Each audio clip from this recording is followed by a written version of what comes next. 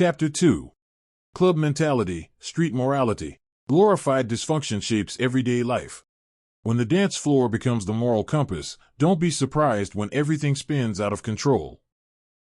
Street codes and club rules reward pride, not principle, and that's the problem. Chasing clout in the club won't build character in the real world. There was a time when the club was just a building, a place to blow off steam, dance a little, sip on something cold, and hear your favorite songs. People went to let loose, unwind, forget their problems. The dance floor was a release valve, not a roadmap. But somewhere along the line, the club stopped being just a place, it became a lifestyle. It stopped being a destination and started being an identity. Now we've got people who aren't just going to the club. They're living like the club is where life happens. Like every hallway is a runway. Every conversation is a flex. Every outfit is a marketing campaign. Every night is a brand new episode of Look at Me, but no one's watching the credits. They grind Monday to Thursday, or at least pretend to, and the moment Friday comes, it's game time. The work clothes are replaced with skin-tight dresses, designer belts, flashy kicks, and haircuts that cost more than the electric bill. Liquor bottles in the air like championship trophies. VIP sections packed with folks who aren't invested in anything but the image. Same crew. Same playlist. Same overpriced drinks. Same problems. And let's ask the honest question. What are they really celebrating? If your life isn't changing, what are you really celebrating? If your dreams are on pause, your bank account is zero, your kids have no structure, and your relationships are just hookups, then the party is just a distraction. Toasting to nothing isn't winning. It's just pretending. The club has become a counterfeit church. The dance floor is the altar. The DJ is the preacher. The music is the doctrine. And the sermon is simple. Do whatever feels good. Don't think. Don't grow. Just escape. But the problem with escape is that eventually, you gotta come back. And when the lights come up and the buzz wears down, you're still you. Same rent due. Same job you hate. Same broken relationships. Same unhealed trauma. So many people spend 5 nights fixing what 2 nights of fun destroyed. That's not living. That's surviving in a loop. The influence is everywhere. The club mentality doesn't clock out on Sunday morning. It spills into Monday job interviews, PTA meetings, and even funerals. No line between party and purpose. Just a lifestyle with no off switch and no sense of place. We see it in how people talk, everything's a performance. We see it in how they treat others, people are disposable, used for attention or status. We see it in how they spend, money goes to designer clothes, cover charges, expensive drinks, $200 hookahs, luxury cars, but no investments. Nothing left of real value. And what's worse? This mentality is contagious. It is sewn into the ghetto culture. Young girls see it and think their value comes from being seen. Young boys think being cool is more important than being smart. Social media doesn't help. It glorifies the flash and filters out the consequences. Nobody shows the hangover, the regret, the brokenness. There's nothing wrong with music. Nothing is wrong with dressing well, going out, or having fun. The problem is when that becomes your identity instead of your activity. Real values don't need attention, they show up in quiet, steady ways. Like staying loyal to one woman, grinding at a job to feed your kids, choosing peace over the streets, saving money, building real friendships, and having the guts to ask for help when you're hurting. There's power in peace. There's strength in stability. And there's honor in being a grown man or woman with your priorities straight. Street morality. Codes without character. Alongside this club mentality is something just as dangerous, street morality.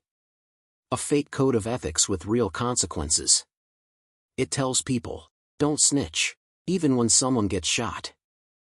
Get the money, no matter who you must rob, cheat, or destroy. Love the hustle, even if it's dope, scams, or broken promises.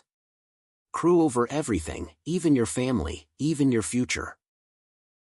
It's a system of values with no actual value. It's honor built on fear, not integrity. It turns criminals into celebrities and good people into punchlines. Teachers are lames. Truck drivers are broke. Men who marry and raise their kids are whipped. But guys with criminal charges, 3 baby mamas, and 2 Rolexes on layaway? They get respect. Until they end up dead or locked up, and then they get a mural. That isn't morality. That's dysfunction with a good PR team. It's a culture where people worship wolves but wonder why they keep getting bitten. The women who help spread this failed culture to their children are the same ones crying on the news, asking why after the damage is done. Any decent culture should at minimum hold their people accountable. That is a major flaw in the ghetto culture. I was taught that your word means everything. You never back out of a deal, you are always dealing in good faith.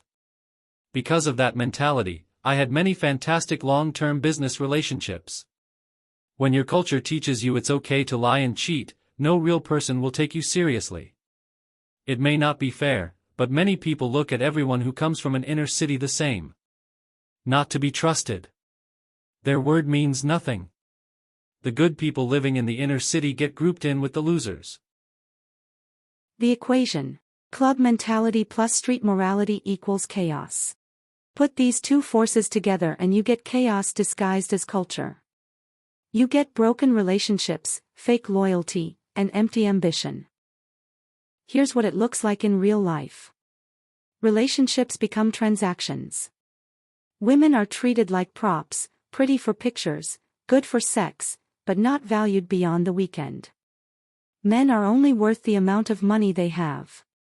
Children grow up in emotional tornadoes, and parents are too busy chasing validation to give direction. Loyalty exists only as long as the benefits do, and betrayal is just one better offer away. How did we get here? This didn't happen by accident. Society has been pushing this mindset for decades. From the classroom to the screen, the message is clear: life is unfair, and someone else is to blame. Victimhood is sold as identity, and grievance is marketed like a product. It becomes easy to justify lying, cheating, or cutting corners when you've been conditioned to believe the world owes you something. Once you convince people they've been wronged, they can excuse anything, and accountability disappears. Time to change the channel. The streets will always be there. So will the clubs. They're not going anywhere. But that doesn't mean you have to live and die by their rules. You don't have to keep chasing a high that leaves you low. You don't have to define yourself by a code that doesn't love you back. You can unplug. You can shift. You can build. Because at some point, the music stops. The lights come on. The buzz fades. And all that's left is the life you built. Make sure it's one worth living. Final thought. The blending of club mentality and street morality has created a dangerous illusion that loudness equals strength, and that chaos equals identity. Morality has been swapped for momentary status, measured in bottles popped, and money flashed. But true morality isn't about image, it's about integrity.